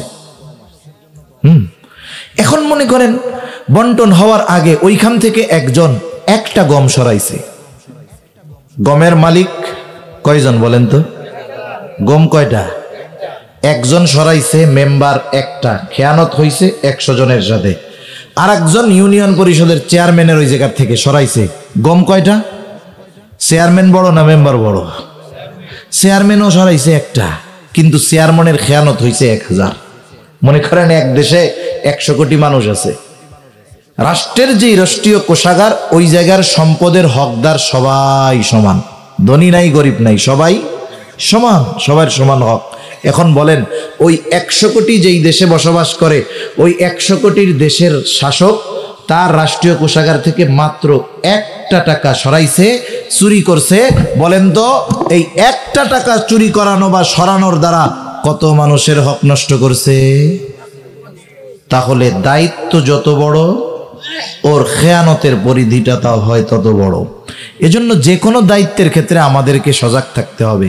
আবার অনেকে মনে করতে পারে ওই সমস্ত দায়িত্ব আমাদের নাই, আমরা খেয়ানতগিরিও করি না। গ্রামেও করে। কেমনে করে? মনে করেন আপনাদের এলাকায় ধান লাগান না, ধান যার জমি আছে সে তো একা সব জমি নিড়াইতে টিড়াইতে পারে না। এখন জমিতে ধান লাগায় রাইখা আসলেই 3 মাস পরে গেলেই ধান পাওয়া যাবে না। 3 মাস যত্ন না নিলে 3 মাস পরে গিয়ে ধান না সব ঘাস পাওয়া যাবে। এখন ধানে একটু বড় হচ্ছে, এখন নিড়ানি দেওয়ার দরকার, নিড়ানি দিতে হবে। একজন কৃষক যে ভালো নিড়াইতে পারে, আপনি আপনার জমিতে নিড়ানি দেওয়ার জন্য আপনার ইমাম সাহেবরে বলবেন না যে ইমাম সাহেব হুজুর আপনার হলো মাসে বেতন 6000, ডেলি 200, আমরা তো এক কিষেনি 500-600 টাকা, তাও সকালের থেকে দুপুর পর্যন্ত। এক কাজ করেন, আপনি আজকে জোহরের আগ পর্যন্ত আমার জমিনটা নিড়ায় দেন, 500 টাকা আপনারে দিবানি। আপনি কি ইমাম সাহেবরে এই কথা বলবেন? আপনি জানেন যে জাইলার কাম কুষ্টা কাটা না, ওনার কাজ এইটা না। আপনি তো আপনার জমিনে কাজে দিবেন তাকে যার কাজের ব্যাপারে জানা আছে, যার প্রতি আপনার বিশ্বাস আছে, ঠিক না? আপনি এখন জমিন দেখায় দিয়ে আসছেন যে এই যে 3 শতক জমি বা 2 শতক জমি তুমি সুন্দর মতো দুপুর পর্যন্ত নিড়াইয়া আমার কাছ থেকে বিকেলবেলা বাজারে এসে টাকা নিয়ে যাবা। এখন ও নিড়ানি শুরু করছে, আর ওর যোগ্যতা ও সকাল থেকে দুপুর পর্যন্ত 2 শতক নিড়াইয়া ফেলতে পারবে। আপনি তো জমি দেখায় চলে গেছেন, এখন ও জমি নিড়ানো শুরু করছে, আর শয়তান ওর কাছে আসছে, এসে কইতেছে দেখ কাকা কিন্তু তোরে খুব বিশ্বাস করে না, তুই যা বলবি কাকা তাই মানবে। ভালো কথা। শয়তান কিন্তু ওয়াসওয়াসা মনের মধ্যে দেয়, কথাগুলো জাগ্রত করে আস্তে আস্তে। এখন বলতেছে তোর তো আগামীকাল কোনো কাম কাজ নাই। বলে হ্যাঁ, তাহলে এই কাজটা আজকে শেষ করার দরকার নাই, ইচ্ছা করে ঢিল দিয়ে দিয়া অর্ধেক কর, কাকারে গিয়ে বলবি, কাকা তোর কথা বিশ্বাস করবে। এইবারও সুন্দর মতো অর্ধেক কাজ করে বিকালবেলা চাচার সাথে দেখা করতে গেছে। চাচা কিছু বলার আগেই চাচার উপরে একটু গরম ভাব নিয়ে বলে, ওরে কাকা কি জমি নিতে যে আমারে কাজ দিয়ে আসলেন, আপনার এই উপরের ঘাস আপনি দেখছেন, নিচের শিকড় একটা এইরকম লম্বা, আরে আমি এই জন্য 1 শতক হইছে, অন্য কেউ হইলে 8 শতকও পরিষ্কার করতে পারতো না। চাচা খুশি হবে না? যে অন্য কেউরে দিলে তো 4 কিষান লাগতো, ওরে দিলে 2 কিষান। কয় আলহামদুলিল্লাহ বাপ, বাকিটাও কালকে শেষ করে দিও। আর আপনি মনে মনে চিন্তা করতেছেন, যাক 2 দিনের কাম বাগায় নিলাম। এই লোকটাও তো মনে মনে বলে, নিজে নিজে চিন্তা করে যে কিষান দিয়ে খাই, হালাল টাকা। কিন্তু বলেন তো, এটা কি দায়িত্বের খেয়ানত নয়? এখন তো বেকু মেশিন দিয়ে মাটি কাটে, আগাইন মাটি কাটা দেখছেন? ওরা যে কেন মাটি কাটতে যাইতো আমি বুঝি না, কোদাল পিছনে যাইতো আর সামনে আসে না। 10 কোদাল 9 মারতে মারতেই বিড়ি খাওয়ার টাইম, একটু পরেই দুপুরের টাইম, আজান দিলেই কাম শেষ। কি ফাঁকি যেই মানুষগুলো দিছে, আমার আফসোস লাগে এই মানুষগুলোর জন্য, যে এরা পরিশ্রম করেছে ঠিক, কিন্তু পরিশ্রমের পরেও এদের উপার্জন 100% হালাল হয় নাই। এগুলো আমাদের গ্রামের সমস্যা। এগুলো যদি আমরা করি তাহলে নিঃসন্দেহে খেয়ানতকারীদের তালিকায় আমার আপনার নাম চলে যাবে। এজন্য যেই দায়িত্ব আমাকে দেওয়া হবে, যেই দায়িত্বটা আমি নিব, এটা যথাযথভাবে পালন করব ইনশাআল্লাহ। করা যাবে না? তাহলে 3 নাম্বার আমানতদারিতা হয় দায়িত্বের মধ্যে। 4 নাম্বার শরীয়তের সকল বিধিবিধান আমানত। ইন্না আরাদনাল আমানাতা আলাস সামাওয়াতি ওয়াল আরদি ওয়াল জিবাল ফাআবাইনা আন ইয়াহমিলনাহা ওয়া আশফাকনা মিনহা ওয়া হামালাহাল ইনসান। আল্লাহ তাআলা বলেন, আমি এই আমানত আসমানের কাছে, জমিনের কাছে, পর্বতের কাছে পেশ করলাম। তারা এই আমানত বহন করতে অস্বীকৃতি জ্ঞাপন করলো। ওয়া হামালাহাল ইনসান, মানুষ এই আমানত বহন করলো। কি সেই আমানত? কোন মুফাসসির বলেন সেই আমানত হলো কোরআন, কোন মুফাসসির বলেন সেই আমানত হলো শরীয়তের সকল বিধিবিধান। এক কথায় একই কথা, শরীয়তের সকল বিধিবিধান এটা আমাদের উপরে আমানত। আল্লাহ তাআলা যত আদেশ করেছেন সব আমানত, যত নিষেধ করেছেন সব আমানত। আদেশ কি?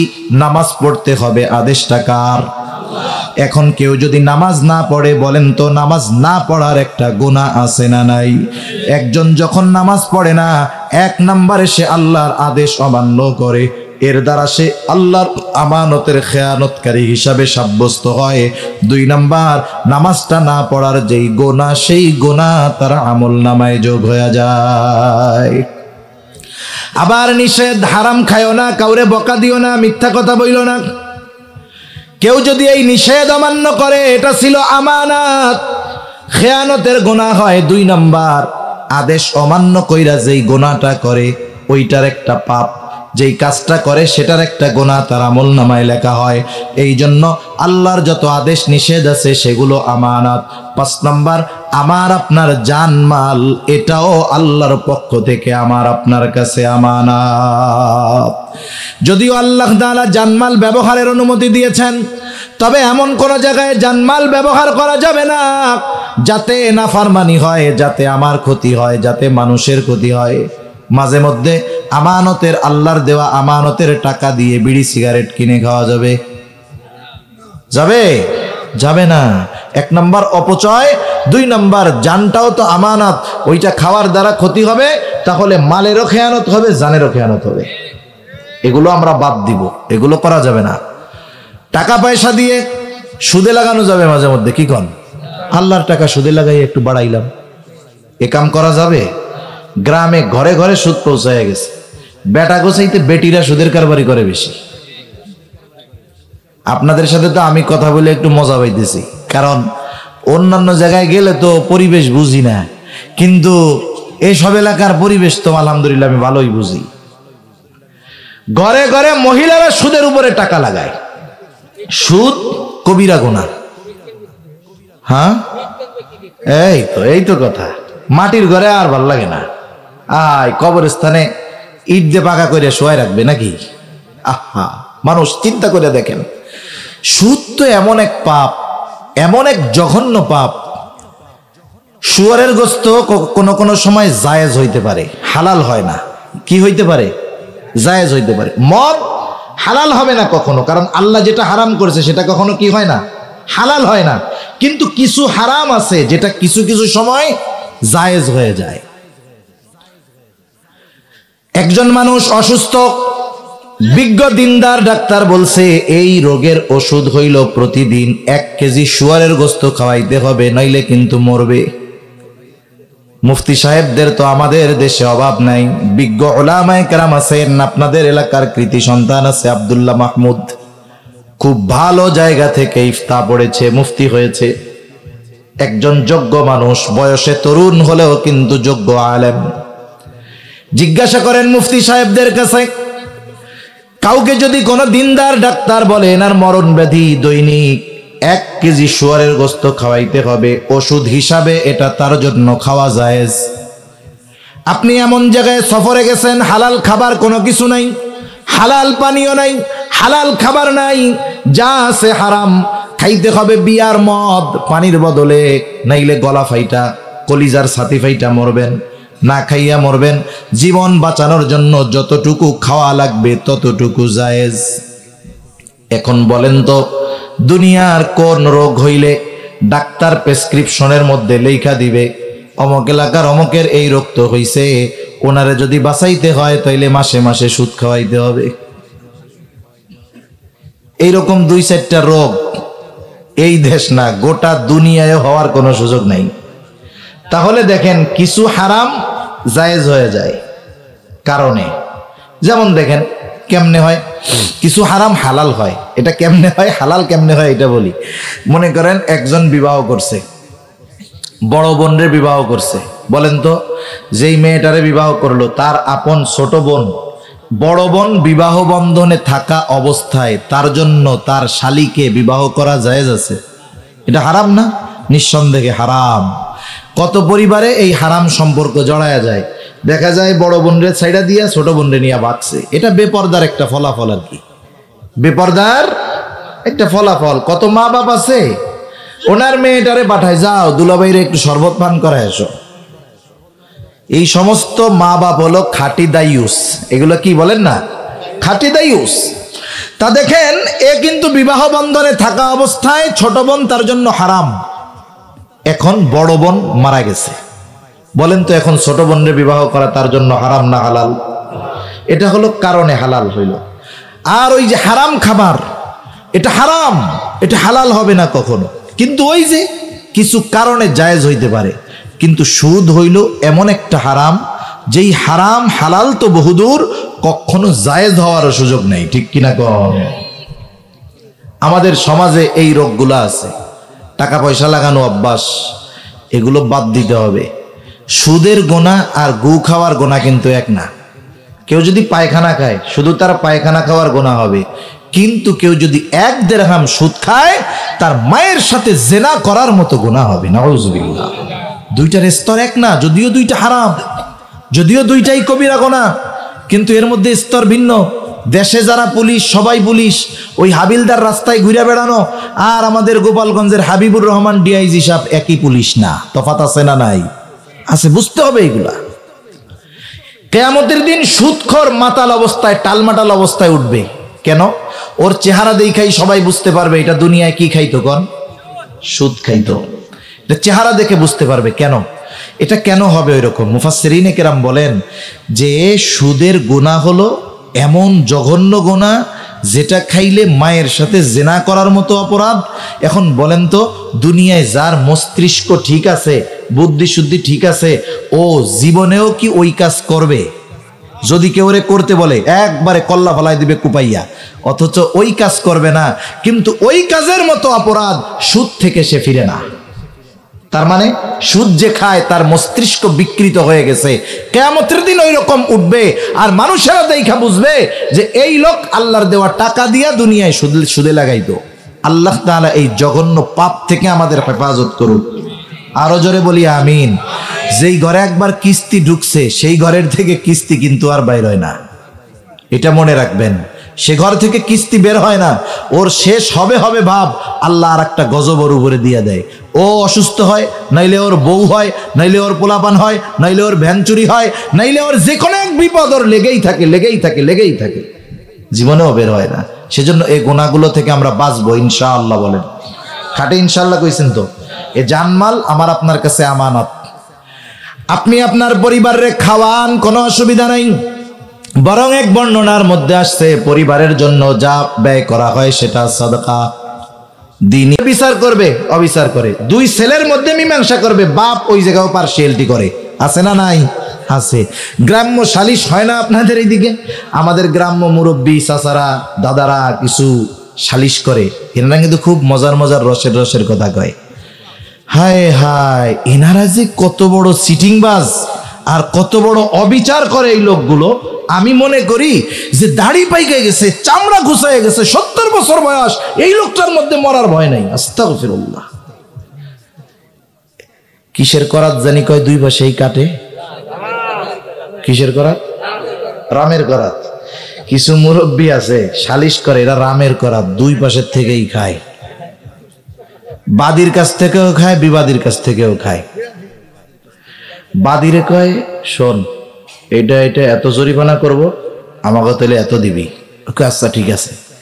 এবার বিবাদীরে যায় কয়, এত তো করতে চাইছিলাম, এত কইরা দি মনে, এত আমাকে দিস। আচ্ছা ঠিক আছে। চিন্তা করে দেখছেন, দুই পাশ দিয়ে খায় ফেলল।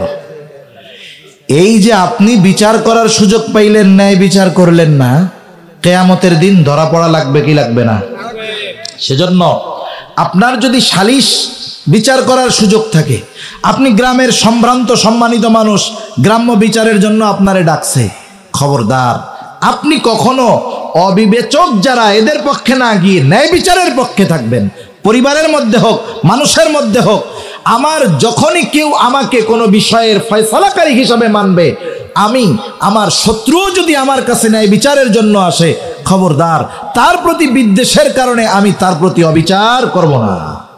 আল্লাহ মানা করছে। আল্লাহ বলেন, ওয়ালা ইয়াজরিমান্নাকুম শানাআনু কওমিন আলা আল্লা তা'দিলু ইউদিলু হুয়া আকরাবু লিত্তাকওয়া। আল্লাহ তাআলা বলেন, কোন কওমের প্রতি বিদ্বেষ বশত তোমরা তাদের প্রতি অবিচার করবা না, শত্রু যদি হয় অবিচার করবা না।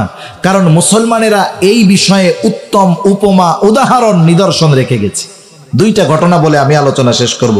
এক নাম্বার, খলিফাতুল মুসলিমিন হযরত ওমর রাদিয়াল্লাহু তাআলা আন, তখন তিনি খলিফাতুল মুসলিমিন, উনি বাজারে গেছেন, এক আহলে কিতাবের কাছ থেকে, ইহুদি বা খ্রিস্টানের কাছ থেকে উনি একটা ঘোড়া কিনছেন।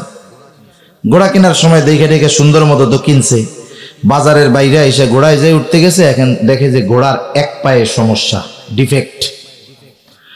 খলিফাতুল মুসলিমিন ঘোড়া নিয়ে আবার ফেরত আসছে ইহুদির কাছে, এসে বলতেছে, তুমি আমারে খারাপ ঘোড়া দিছো। ইহুদি বলে, না, আমি আপনাকে ভালো ঘোড়া দিছি। দুইজনের মধ্যে তর্কাতর্কি লেগে গেছে। খলিফাতুল মুসলিমিন তার সাথে তর্ক করতেছে একজন ইহুদি। একটু চিন্তা কইরা দেখেন, আমাদের দেশে যদি একটু হেডামওয়ালা হয়, হেডাম বুঝেন তো? হেডাম এমন এক শব্দ যার মধ্যে অনেক কিছু আছে। যদি একটু প্রভাবশালী হয়, পাতি নেতাও যদি হয়, তার চাইতে ছোট কেউ যদি ন্যায়ভাবে তার সাথে কোনো বিতর্ক করে, সে কিন্তু তার পাওয়ারটা প্রদর্শন করে। কত বড় সাহস, আমি অমুক ভাইয়ের লোক, আমার উপরে জোর করে কথা বলে না, এরকম চিনো আমার একটা কলার টান দিয়ে ছিড়াই বেলায়। অথচ একজন অমুসলিম সে তর্ক করতেছে কার সাথে? খলিফাতুল মুসলিমিনের সাথে। গোটা পৃথিবীর স্থলভাগের 3 ভাগের 1 ভাগ যার আঙ্গুলের ইশারায় চলে, তার সাথে তর্ক করতেছে। হযরত ওমর রাদিয়াল্লাহু তাআলা আনহু তাকে প্রস্তাব দিলেন, বললেন, ঠিক আছে, তোমার আর আমার মধ্যে এই বিষয়ের সুরাহা করে দিবে, এই জন্য তৃতীয় আরেকজনকে ডাকো। ইহুদি নিজের ধর্মের কাউকে ডাকে নাই, ডাকছে সুরাইহকে। সুরাই বলতেছে, খলিফাতুল মুসলিমিন, উনি আমার আপনার মাঝে সমস্যাকে সমাধান করে দিবে। এইবার সুরাই সুন্দরভাবে দুইজনের কথা একেবারে যথাযথভাবে শুনলেন। বিচারকের জন্য কিছু আদব আছে, কিছু করণীয় বিষয়গুলোর মধ্যে একটা হলো বাদী বিবাদী উভয়ের কথা সমগুরুত্ব সহকারে কথাগুলো শুনতে হবে। আমাদের যদি বাদী পাওয়ারফুল হয়, তাহলে বিবাদীর কোনো কথাই বিচারক শুনে না। আবার যদি বিবাদী পাওয়ারফুল হয়, বাদী যে মামলা দিছে না, এর কোনো কথাই গোনায় ধরে না, বরং ওরে কয়, তুই বাইসা আসোস, আলহামদুলিল্লাহ, মামলাটা উঠায় ফেলা। আছে না নাই? কিন্তু বিচারকের জন্য ইনসাফ হলো, করণীয় হলো বাদী বিবাদী যে হয় হোক, দুজনেরই কথা সমগুরুত্ব সহকারে শুনতে হবে। উনি দুইজনের কথা শুনছে, শোনার পরে বলতেছে, খলিফাতুল মুসলিমিন আপনি কি চান, আপনার চাওয়াটা কি এটা বলেন। বলে আমি তার এই ঘোড়াটা ফেরত দিতে চাই। সে ফেরত নিতে চায় না, সে খারাপ ঘোড়া দিচ্ছে। এইবার সুরাই প্রশ্ন করতেছে, খলিফাতুল মুসলিমিন আপনি যখন ঘোড়াটা তার কাছে কিনছেন কেমন ছিল? বলে তখন তো ভালো ছিল, আমি বাজার থেকে বাহির হইছি, এরপরে সমস্যাটা দেখা দিয়েছে। এইবার সুরাই বলতেছে, খলিফাতুল মুসলিমিন ও আপনার ঘোড়া ফেরত নিতে বাধ্য, তবে শর্ত হলো আপনি যেমনটা কিনেছেন তার কাছে তেমনটাই ফেরত দিতে হবে। বিচারের রায় গেছে ইহুদির পক্ষে। কার পক্ষে? খলিফাতুল মুসলিমিন। পাওয়ার কি কম নাকি?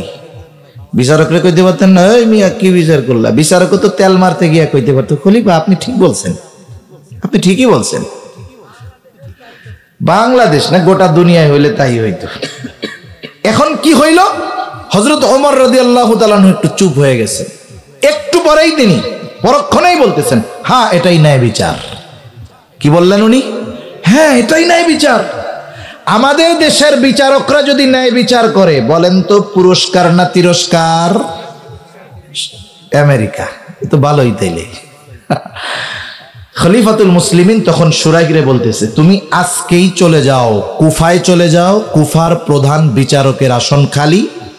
খলিফাতুল মুসলিমিন শিল সাপ্পড় দিয়া পাঠায়া দিলেন যে আজকে থেকে আমি এই সুরাইগকে কুফার প্রধান বিচারক হিসাবে নিয়োগ দিয়ে দিলাম। সুবহানাল্লাহ। দুইটা বিষয় খেয়াল করে দেখেন, একটা হলো ন্যায় বিচার করার ইচ্ছা, আর একটা হলো ন্যায় বিচার মানার ইচ্ছা। আমাদের দুর্ভাগ্য এই দুইটার একটাও আমাদের মধ্যে নাই। বিচারকরাও ন্যায় বিচার করে না, আমরাও ন্যায় বিচার মানি না। তাইলে এ দুনিয়ায় সুবিচার, ইনসাফ, ন্যায় পরায়ণতা কিভাবে থাকবে? বরং ন্যায় বিচারের কথা যারা বলবে এদেরকেও অবস্থা আমরা অনেক সময় পারলে টাইট করে দিই, ঠিক কিনা বলেন? কাজী সুরাই ওই যে কুফার প্রধান বিচারক হইছেন, আমিরে মুয়াবিয়া রাদিয়াল্লাহু তাআলা আনহুর সময় পর্যন্ত নিষ্ঠার সাথে এই দায়িত্ব উনি পালন করে গেছেন। এবার একটা হাদিস থেকে শোনায় আমি আলোচনা শেষ করে দিব। নবীজির কাছে এক মহিলার চুরির বিচার আসছে। কুরাইশ বংশের 3টা শাখা। কয়টা শাখা? একটা হলো হাশেমি, একটা হলো মখজুম, আর একটা হলো উমাইয়া। জিবরাইল আলাইহিস সালাম বলেন, আমি গোটা দুনিয়া পূর্ব পশ্চিম ভ্রমণ করার পরে কুরাইশ বংশের হাশেমি গোত্রের মতো সম্মানিত বংশ আর গোত্র দুনিয়ার কোথাও পাই নাই। এই কুরাইশ বংশের হাশেমি গোত্রে জন্ম নিয়েছেন আমার আপনার নবী মুহাম্মদুর রাসূলুল্লাহ সাল্লাল্লাহু আলাইহি ওয়াসাল্লাম। এই কুরাইশ বংশের একটা শাখা হলো মখজুম গোত্র। যেই মহিলা চুরি করছে মখজুম গোত্রের মহিলা, নবীজির বংশ, কুরাইশ বংশের লোক, তবে তার শাখাটা হলো মখজুম গোত্র। নবীজি হুজরার ভিতর সাহাবায়ে কেরাম পরেশান হয়ে গেছে যে কুরাইশ বংশের মহিলার যদি চুরির অপরাধে হাত কাটা হয়, অন্যরা খুব কথা বলবে, মজা করবে, তিরস্কার করবে। এখান থেকেও একটা বিষয় শিক্ষণীয়, আমাদের এলাকাগুলায় বংশ আছে, আপনাদের এলাকায় কি কি আছে? বংশ আছে না? মোল্লা, মুন্সি, কি কি আছে আপনাদের এদিকে? শিকদার। কথার কথা, মনে করেন কোন ব্যক্তির অপরাধ তার বংশ, আত্মীয় স্বজন, বাপ মা কারো উপরে বর্তাবে না, যে অপরাধ করছে সেই অপরাধী। কিন্তু আমাদের দেশের কিছু বদখাসলত আছে। মনে করেন মোল্লা বা মুন্সি গোত্রের একজন চুরি করছে, আছে না এরকম? চুরি করছে আর একজন, আমরা ওই মুন্সি বা মোল্লা গোষ্ঠী বা শিকদার গোষ্ঠীর একজন রে ভাই, ও মিয়া তোমাকে বংশ তো চোরে ভরা, চোরের বংশের লোক তুমি। এরকম বলার সুযোগ ইসলাম দেয় নাই। যে চুরি করছে সে চোর, ওই বংশের আর একজনের আপনি চোরের বংশ বা চোর এরকম বলবেন কেন? এ বিষয়গুলো আমরা খেয়াল রাখবো। এগুলো আমাদের গ্রামে বেশি হয়। একজনের কথা বলতেছে যে অমুক তো খুব ভালো মানুষ, এই হই, আরে কইও না, ও তো চুরার বংশের লোক, অত ভালো হইলে কি হবে, ও তো কিসের বংশের লোক। এই কাজগুলো আমরা কখনো করব না, এতে অপবাদের গুনাহ হবে। ইসলাম যদি থাকতো 80টা বেতের আঘাত খাওয়া লাগতো আমাদের, 80টা বেতের পিটানি এই কথার কারণে দেওয়া হইতো, কারণ ব্যক্তির অপরাধ আমরা পুরো একটা গোত্রের উপরে দিয়ে দিয়েছি। তাইলে কি পরিমাণ খাইতাম আল্লাহই ভালো জানে। তো সাহাবায়ে কেরাম তো নবীর বংশ গোত্রকে মুহাব্বত করে, এই চিন্তা করতেছে যে ইহুদিরা আছে, অমুসলিমরা আছে, এই মহিলার যদি হাত কাটা হয় ওরা বইলা বেড়াবে যে দেখ কুরাইশ বংশের মহিলা চুরি করে আবার হাতও কাটা দেয়। এখন নবীজির কাছে তো জানানোর দরকার যে এই মহিলা কিন্তু মাখজুম গোত্রের, কুরাইশ বংশের। কে জানাবে? যায়েদ রাদিয়াল্লাহু তাআলা আনহুর ছোট্ট একটা ছেলের নাম হলো ওসামা। সবাই মিলে চিন্তা করলো ওসামারে তো নবী মোহাব্বত করে, ওরে শিখায়া দেই। এতটুক বলছে যে তুমি তোমার নানার কাছে গিয়া বলবা যে যেই মহিলা চুরি করছে সে মাখজুম গোত্রের মহিলা। ছোট মানুষ যা শিখায়া দিছে নবীজির কাছে গিয়া তাই বলছে। ছোট মানুষ কখনো মিথ্যা কথা বলে না। আমরা কিন্তু আমাদের ছোটদের মিথ্যা কথা শিখাই। এখন মনে করেন ছোট বাচ্চা মাদ্রাসায় বা স্কুলে যায় নাই, পরের দিন ও তো আর যাইতে চায় না, যে আজকে গেলে যদি মারে, এখন মা শিখায় দেয় তুই যা, তোর হুজুর কিছু কইলে কবি যে তোর পেটে ব্যথা হয়েছিল। আচ্ছা ঠিক আছে, আসলে কি ওর পেটে ব্যথা ছিল নাকি? ও এখন গেছে হুজুরের কাছে, হুজুর বলছে কি ব্যাপার কালকে আসো নাই কেন? বলে হুজুর আমার পেটে ব্যথা হয়েছিল। হুজুরও চালাক, তোমার যে পেটে ব্যথা কে কইছে? আমার মা কইছে আমার পেটে ব্যথা। এই যে ছোট বাচ্চা, আমরা এদেরকে মিথ্যা কথা শিখাই দেই। মনে রাখবেন, বাচ্চারা যে খারাপ হয় এটা ওদের কারণে না, আমাদের আচার আচরণের কারণে। আপনি বিড়ি সিগারেট খান, আপনার পোলাপান মানে বাপ মা যেটা করে এমনি বাচ্চারা ওইটারে ভালো মনে করে। আপনি বিড়ি সিগারেট খান, বিড়ি খান, দেখবেন আপনার ছেলে চিন্তা করবে ও এটা তো ফজিলতের কাজ। আপনি ওই খাইয়া ফালাই রেখে যাবেন, আপনি যে ওইদিক যাবেন ও দেখবেন যে হামাগুড়ি দিয়া 2 টান ও মারা সারা। এজন্য আমরা আমাদের ছোট ছোট বাচ্চাদের আমরা খারাপ বানায় ফেলি। তো ছোট মানুষ যা শিখায় দিছে হুবহু নবীজির কাছে গিয়ে বলছে নানা মহিলার হাত কাটবে, মাখজুম গোত্রের মহিলা। নবীজি বুঝতে পারছে যে ছোট বাচ্চা এই কথা বলে নাই, নিশ্চয়ই তাকে কেউ কথা শিখাইয়া দিছে। নবীজি এবার বাহিরে আসলেন। নবীজি বলতেছেন তোমরা কি আমাকে এমন বিষয়ের জন্য সুপারিশ করতেছো যেই বিষয়ের শাস্তি কার্যকর করার নির্দেশ দিয়েছেন আল্লাহ। নবীজি এইবার লম্বা খুতবা দিলেন। তিনি বলতেছেন শোনো, অতীতে এই কারণে আল্লাহ তাআলা বহুত সম্প্রদায়কে ধ্বংস করে দিয়েছেন যে তারা যখন কোনো সম্ভ্রান্ত ব্যক্তি চুরির অপরাধে আটক হইত, ওই ব্যক্তি বড় বংশের মানুষ চুরির অপরাধে আটক হইছে, তাকে শাস্তি দেওয়া হতো না, তাকে ছেড়ে দেওয়া হতো। আর যখন কোনো দুর্বল মানুষকে একই অপরাধে আটক করা হইতো তার শাস্তি কার্যকর করা হতো। ব্যাংক থেকে ঋণ নেওয়া হারাম, কোনো সন্দেহ নেই, কিন্তু আমি বোঝানোর জন্য কথাটা বলতেছি। অনেক কৃষক কৃষি ঋণ আনে না, সার ওষুধ কেনার জন্য 5,000 10,000 টাকা আনে। বেচারার ফসল হয় নাই, মায়ের গেছে, হয়তো রোদ বেশি হয়েছে, পানি দিতে পারে নাই ঠিক মতো, ফসল হয় নাই। এখন ওই ঋণ 2,000 টাকা বাকি আছে। কাম তো হারাম আগেই কইরা বইছে, কিন্তু ওর ঋণ বাকি আছে 2,000। অনেক কৃষক ধরা খায় 2-3 হাজার 1,000 টাকা ঋণ শোধ করতে পারে নাই, ব্যাংক থেকে পুলিশ আইনা লোক আইনা তারে ধরে নিয়ে যায়। আছে না নাই? আপনাকে নসিব খারাপ যারা এই কাজ করে, যারা চুরিটা বড় করে নাই। কিন্তু যারা 5,000 10,000 কোটি টাকা ব্যাংক থেকে মাইরা দেয়, শুনছেন কোনোদিন এরা জেল কাটছে? একই অপরাধ, কিন্তু ওরা ধনী সম্ভ্রান্ত হওয়ার কারণে ওদের বিচার হয় না। ওই একই অপরাধ একজন দরিদ্র যদি করে, গরিব যদি করে, দুর্বল যদি করে, তার বিচার হয়। আমি বোঝানোর জন্য ওইটার এক উদাহরণ আনলাম। দুনিয়ার নিয়মটাই এরকম যে যারা দুর্বল এরা মাসি মাইরা মিয়া ফাঁসির কাস্টে ঝোলার জন্য অপেক্ষা করতেছে, আর যারা সবল 7 মার্ডার কইরা জেলের মধ্যে বাবুর মতো জামাইয়ের মতো ঘুরতেছে। ঠিক কিনা বলেন? নবীজি বলতেছেন দুর্বল যে চুরির অপরাধে ধরা খাইছে তাকে শাস্তি দেওয়া হইতো। এই কারণে অতীতে বহুত জাতিকে আল্লাহ ধ্বংস করে দিয়েছে। এবার নবীজি বলতেছেন শোনো, ওই আল্লাহর শপথ যার হাতে আমার প্রাণ, এই মহিলার জায়গায় যদি মুহাম্মাদের কন্যা ফাতেমাও হইতো, অবশ্যই অবশ্যই এই অপরাধে আমি ফাতেমার হাতটাকেও কেটে দিতাম। এর চাইতে ন্যায় বিচারের বড় উপমা আর কোনোটাই হতে পারে না। এজন্য আপনাদের কাছে অনুরোধ থাকবে, যখন কোথাও কোনো বিচারের সুযোগ আসবে, কেউ ফয়সালা আমার কাছে চাবে, গ্রাম্য সালিশ হোক দুই প্রতিবেশীর দ্বন্দ্ব হোক, আমাকে যখন বিচারক মানবে, একদিকে আমার বন্ধু আর একদিকে আমার দুশ্মন, তখন আমি বন্ধুর পক্ষ নিয়ে কাম করে দিব নাকি? আল্লাহ বলছেন শত্রু যদিও শত্রু হয়, খবরদার অবিচার করবা না, ন্যায় বিচার করবা। হুয়া আকরাবুল লিত্তাকওয়া, এটাই তাকওয়ার অধিক নিকটবর্তী। এজন্য এই দুই জিনিস, একটা হলো আমানতদারিতা, 2 নাম্বার ন্যায় বিচার, ইনসাফ।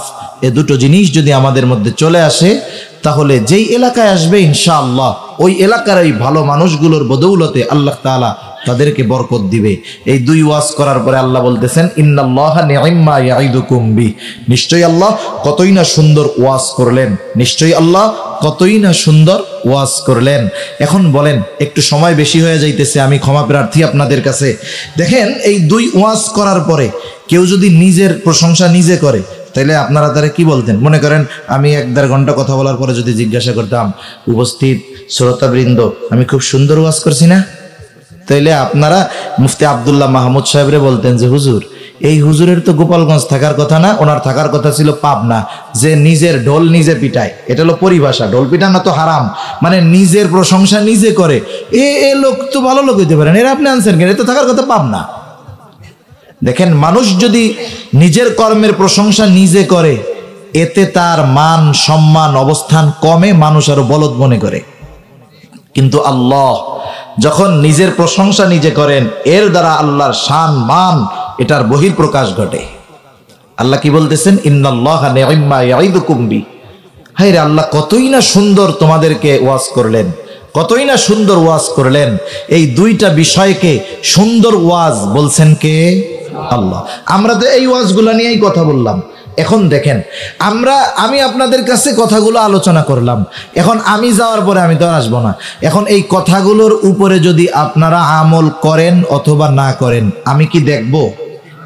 মনে করেন এখান থেকে চলে যাওয়ার পর আগামী দিন মানুষ কিন্তু ওয়াজ নিয়েও সমালোচনা করে। কারো গার উপর দিয়া গেলে সে মনে করেন 7 দোকানে বলবো অমুক হুজুর আনছে গেলে খুসা খুসা কথা কয়ে গেছে।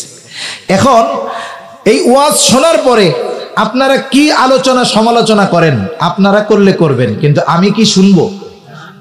বলেন তো, এই ওয়াজ শোনার পরে আপনারা আমল যদি করেন অথবা না করেন, আল্লাহ কি দেখবে? যদি এটা নিয়ে কোনো আলোচনা সমালোচনা করেন, আল্লাহ কি শুনবে? কেমন